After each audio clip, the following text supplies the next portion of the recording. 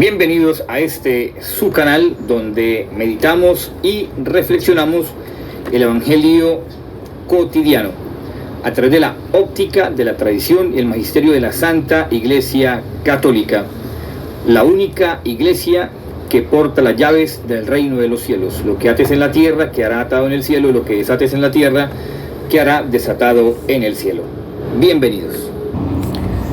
Estamos hoy en la fiesta del apóstol Santiago el Mayor, discípulo muy cercano a nuestro Señor Jesucristo, hermano de San Juan, llamados por nuestro Señor Jesucristo los Boanerges, es decir, hijos del trueno, que en realidad Boanerges es mucho más específico, pero no vamos a entrar en ese tema el día de hoy. Vamos a mirar el Evangelio de Mateo, capítulo 20, versículos 20 al 28, vamos a quedar con la fracción 21, que dice de esta forma: Él le preguntó, ¿qué deseas? Ella le contestó, ordena que mis dos hijos se sienten, uno a tu derecha y el otro a tu izquierda, en tu reino. Palabra del Señor, gloria a ti, Señor Jesús. Como toda buena madre y como toda buena mamá, se preocupa por lo que pase con sus hijos, lo que acontezca, con sus hijos. En esta oportunidad, pues la madre de los Zebedeos simplemente quiere abarcar o saber que sus hijos van a quedar bien posicionados en cuanto a la acción de Jesús como Mesías, no solamente como profeta, sino como el hombre que va a liberar a Israel de la opresión del pueblo romano y de cualquier tipo de opresión. De forma que su madre quedaría contenta con que sus dos hijos, Santiago y Juan, quedasen muy bien ubicados dentro del reino que él les ha prometido, sin tener en cuenta de la expectación que tiene Jesús con respecto a sus discípulos, no porque dude de ellos, ni más faltaba, sino porque está seguro de que el Padre lo ha querido así. Ha seleccionado cada uno de sus discípulos para cumplir una misión específica. Es el Padre quien los elige. De forma que, como sabe que el Padre es el quien los elige, sabe el Padre para qué los ha querido.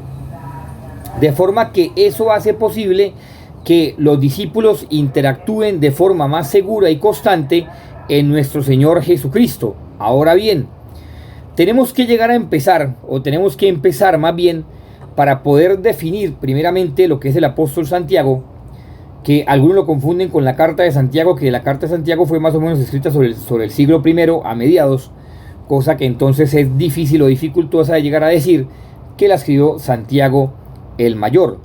La escribió el hermano de Jesús. Ojo, el hermano en cuanto a no hermano natural, sino con natural hijo de una prima o tía cercana a la Virgen Santísima. Ahora, ¿qué acontece junto con esto? Que Santiago el Mayor, sí hay datación, aunque Clemente de Alejandría y otros santos denotan que esa carta fue escrita tal vez por algún discípulo de la primitiva comunidad cristiana perteneciente a Santiago. Denotan que ciertos aspectos cercanos a esta carta pues pueden decir o puede decirse a ciencia cierta que tratan de la relación cercana de la Virgen María con este apóstol, y que a su vez trata también de la infancia de Jesús, con hechos pues sorprendentes y testimonios no, sino acontecimientos muy particulares. Pero bueno, por eso digo que tratamos primero en cuanto a la acción de la sujeción, como se habla en teología dogmática, de dos cosas, prácticamente dos cosas importantes que hacen parte de lo que llama el depositum fidei, o el depósito de la fe. Dos, que son ab ipsi Christus ore acceptae, como se dice, o el oretenus a Cristo, que parten sí o sí de dos acciones determinantes: Espíritu Santo dictante o Espíritu Santo dictate, que el Concilio de Trento pues le dio una mejor viabilidad, y que fue la fórmula tridentina por excelencia, que hoy en día tengo que nombrar a este señor, porque ese señor ha sido un hereje, un devastador de la doctrina católica, y con él a muchas comunidades religiosas, hay que decirlo claramente, porque lastimosamente hoy en día estos sujetos o estos personajes o estos hombres y mujeres dedicados supuestamente al servicio de Dios al servicio de la investigación de la palabra de Dios, antes que hablar con veracidad, hablan palabras de mentira, soeces, y no hay cosa peor que una verdad a medias, porque se convierte en una mentira absoluta, que la gente se la cree y por creérsela, entonces dice, no, sí es verdad, cuando resulta que es una mentira absoluta. Tengo que decirlo porque de él parte muchas, es como una vertiente que lo que parte de él, del famoso Bullman, y otros tantos teólogos que en lugar de presupuestar y hallar la veracidad del contexto y de los textos bíblicos, lo que hacen simplemente es poner su soberbia y su deseo de ser reconocido como uno de los grandes teólogos, supuestamente hablando de unas cosas científicas que no tienen ni razón de ser de los textos bíblicos, no tienen razón de ser. ¿Por qué lo digo? Y lo digo con propiedad, porque los textos bíblicos, analizados desde un punto de vista científico, ojo, no como herejía cientificista, sino como un texto científico propiamente establecido con ciertos patrones, ciertos rasgos y ciertos rangos de veracidad, pues se da uno cuenta que lo que habla la Sagrada Escritura es una total verdad,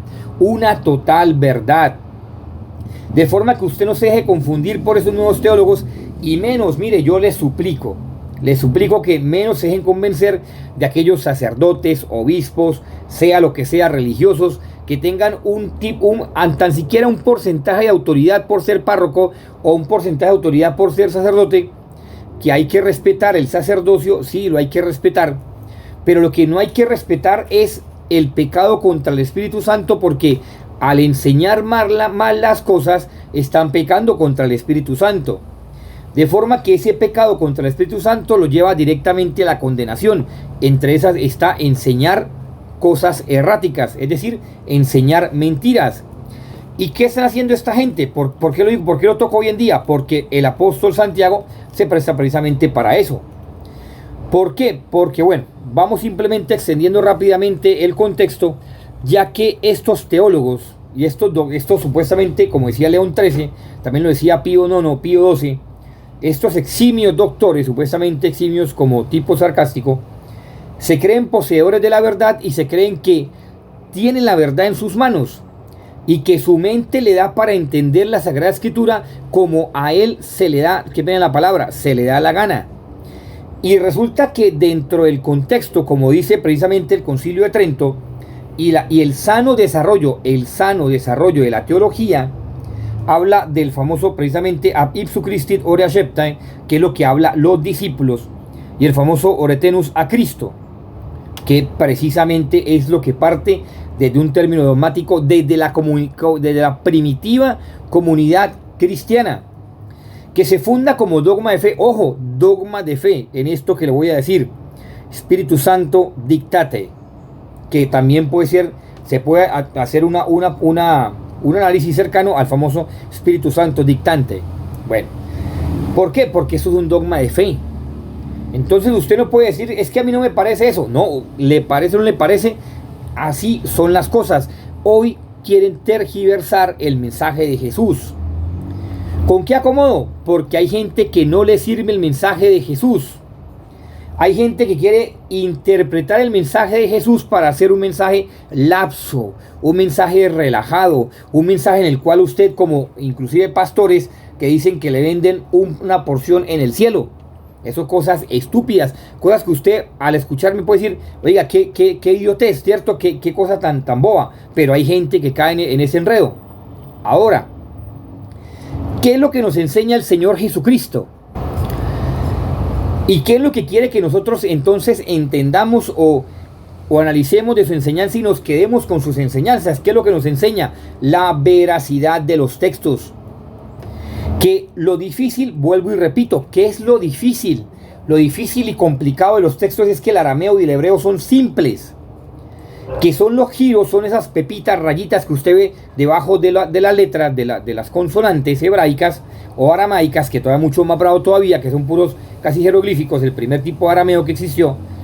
Que lo complicado es darle el sentido correcto, exacto y estricto a lo que está diciendo el autor, el hagiógrafo, precisamente basado en el famoso Espíritu Santo Dictatae, que el sentido es un sentido regulativo. Ojo, regulativo no, como dice en cuanto a la depositum fidei, no regulativo porque sea regular, no, sino regulativo quiere decir que es un sentido estricto, sensus strictus, como dice la tradición de la iglesia, que parte de tres formas fundamentales. Esto es dogmática: palabra, acción, imagen, que al tener en cuenta estas tres formas como tal, pues aparecen de modos diversos. Es ahí donde yo quiero llegar, de modos diversos en cuanto a la verdad revelada, que es una sola verdad revelada, en cuanto a su función y la forma de expresión, bajo la transmisión de la revelación, que hace parte de la revelación personal de Dios, que tuvo directamente desde su palabra con el autor. ¿Esto qué quiere decir? Que es tan veraz lo que Dios ha revelado, que es tan estricto, tan excelso, tan exacto, tan santo, que solamente Dios lo puede revelar, y que el autor lo escribe tal cual como Dios lo revela. Que el problema está para traducirlo a otros idiomas, porque, vuelvo y digo, el griego es muy extenso. Entonces, mientras una palabra en arameo mal leída se puede traducir mal al griego, del griego tradujeron al latín, entonces se pierde el sentido de la dinamicidad del texto sagrado.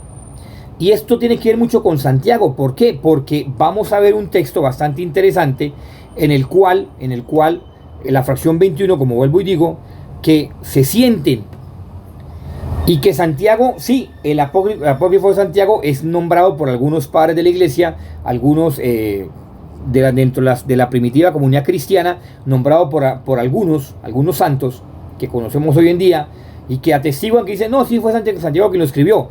Para mí, para mi forma de ver, yo creo que sí fue Santiago quien lo escribió, por la relación tan cercana que tiene con la madre del Señor. Bueno, ya es cuestión, ya es personal, esto no es palabra de lo que estoy diciendo. Para mí, simplemente para mí, yo creo que Santiago el mayor escribió ese famoso Evangelio de Santiago. Pero bueno, inclusive hay también un protoevangelio, y también hay otras cartas de Santiago que por ahí están refundidas, pero que se han tratado en los hallazgos se ha dado, digamos, como la particularidad de que esos escritos salgan a relucir, y que llevan precisamente el pseudo Santiago o las famosas cartas de Santiago. Pero bueno, ya con esta cuestión, en cuanto a que lo que ofrece la iglesia en cuanto a la confesión de fe, y que la iglesia proclama como verdad, que hoy en día, vuelvo y digo, quieren refutar la verdad.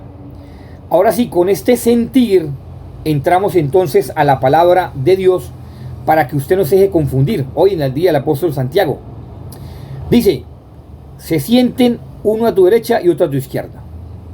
Bueno, palabra del Señor, gloria a ti, Señor Jesús, nuevamente. Bueno, pero resulta que este fragmento cuando la mamá dice que se sienten, está hablando de una acción aramaica que en su acción determinante es la famosa acción del yetip. Y ahí sí, como hacía Akiva, uno de los más pues eruditos, diría yo, claro que ya no tanto, pero de los más eruditos en su momento, en su tiempo, hasta el siglo segundo, tercero, diría yo, que habla de esa fracción por fracción, ¿entiende? Fracción por fracción quiere decir letra o carácter en cada determinación. Lo que quiere decir el yetip, según y siendo coherente en cuanto a el mensaje de Cristo, y lo que va copiando precisamente Mateo, que está ahí en ese instante y lo va copiando tal cual lo está viendo, que después pues más adelante formula más su evangelio más estructurado. Yetip está entonces generando una acción no solamente de petición, sino que es la acción imperante de la madre de los Zebedeos, en cuanto a que esa palabra está expresando que ella cree conscientemente que él tiene el poder, que él tiene la autoridad, que él tiene la potestad para poder hacer lo que ella le está pidiendo. Lo cree.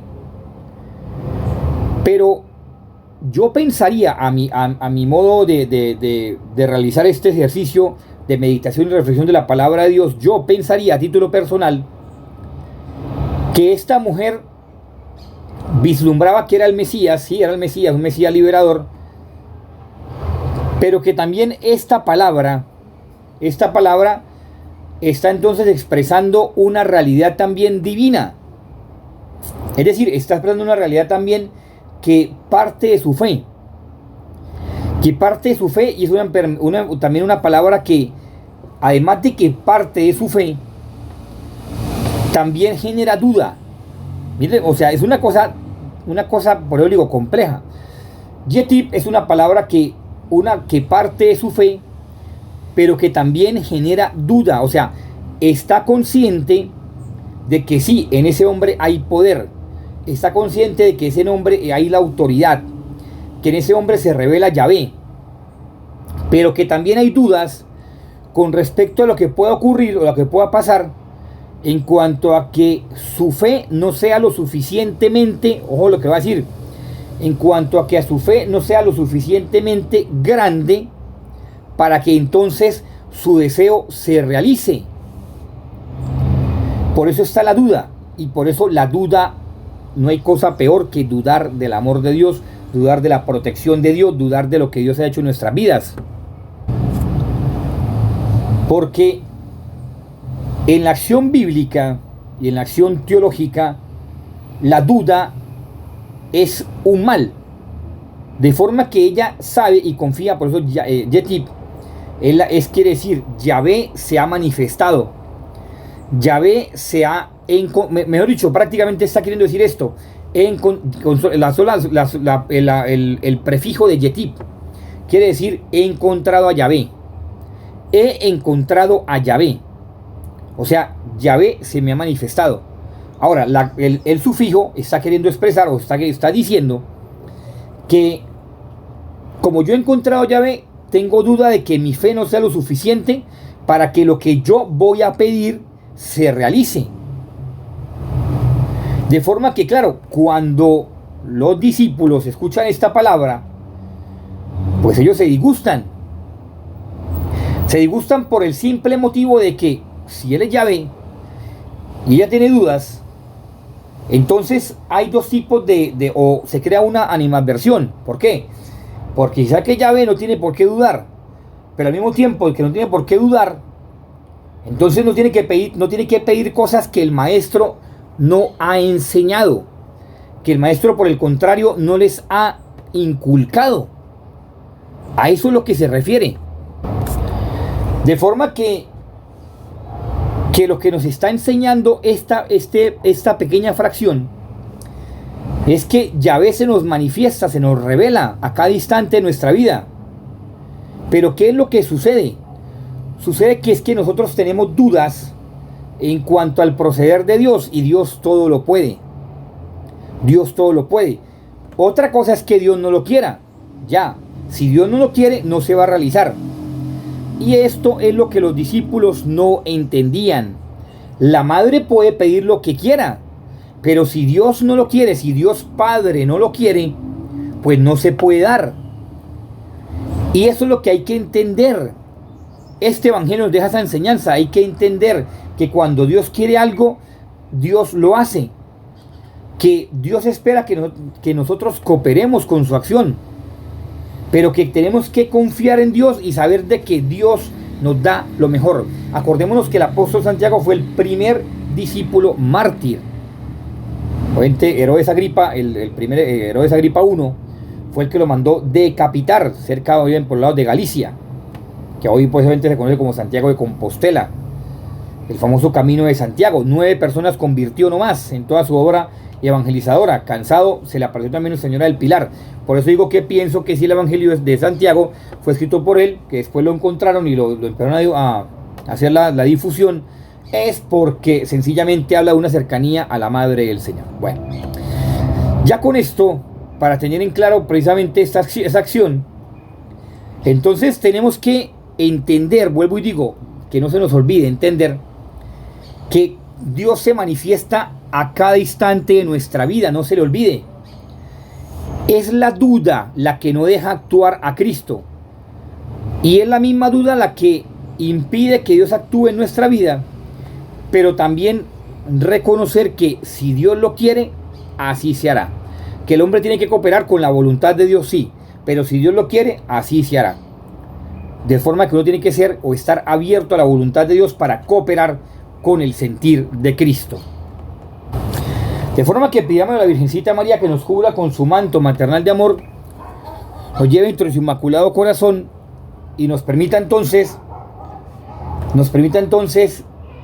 entender el proceder de Cristo, entender la dinámica de Jesús, entender el seguimiento hacia Dios, que nos permita entonces jamás dudar de Cristo, sino que nos permita más bien confiar totalmente en Cristo, en Dios, confiar totalmente en Dios. Que ella nos cubra con su manto maternal de amor, nos lleve entre su inmaculado corazón y nos libre de la acción de Satanás, de Lucifer, de todos los ángeles caídos, nos libre de esa acción, nos libre de todas las acciones del maligno, y que San José también nos libre de la acción de Satanás del maligno, para que entonces nosotros podamos hacer siempre la voluntad de Dios, que nuestro ángel de la guarda nos acompañe para que nuestra vida y todo nuestro ser haga únicamente la voluntad de Dios.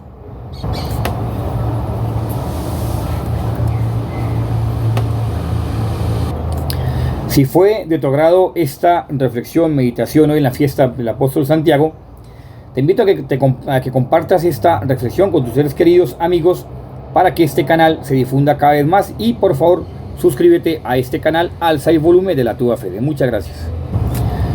Si estás en Colombia y quieres colaborar con esta obra de evangelización, además de tu oración, y ves que quieres colaborar de forma económica, puedes hacer tu donación a través de estas dos plataformas, Nequi y Plata, aquí a través de este número, que como bien te he dicho, si quieres donar, lo puedes hacer libremente, Dios te pague. O por el contrario, si quieres donar, hacer tu donación, tu ofrenda económica a esta obra de evangelización, también lo puedes hacer a través de este número de cuenta de ahorros de Banco da Vivienda, desde cualquier lugar del mundo. Dios te bendiga, la Virgen te acompañe, San José te cuide, que pases un muy feliz día de Santiago Apóstol de la mano del Señor. Que esté muy bien, Dios te bendiga.